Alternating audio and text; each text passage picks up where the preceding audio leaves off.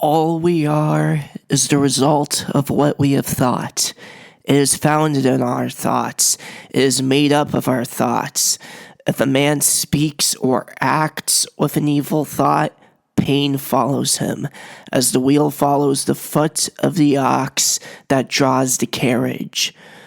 If a man speaks or acts with a pure thought, happiness follows him, like a shadow that never leaves him.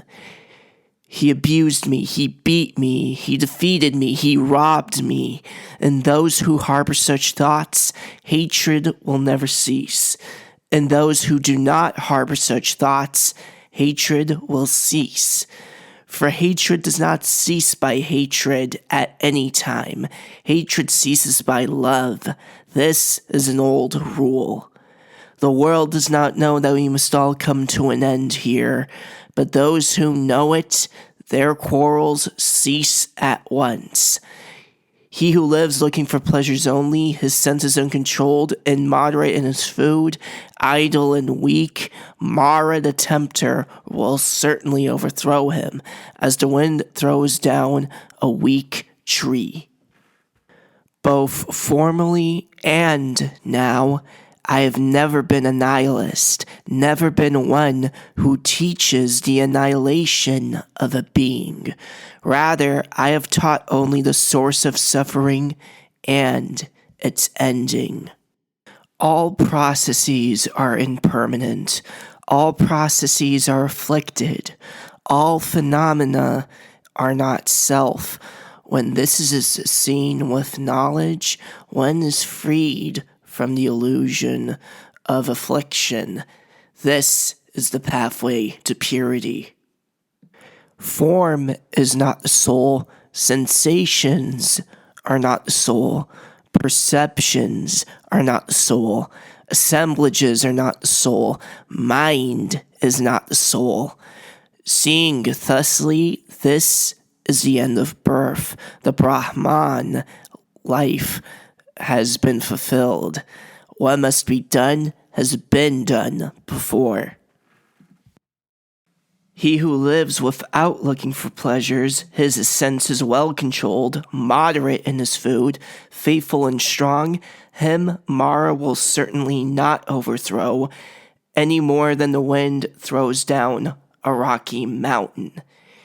He who wishes to put on the yellow dress without having cleansed himself from sin, who disregards temperance and truth, is unworthy of the yellow dress. But he who has cleansed himself from sin is well grounded in all virtues, and regards also temperance and truth. He is indeed worthy of the yellow dress.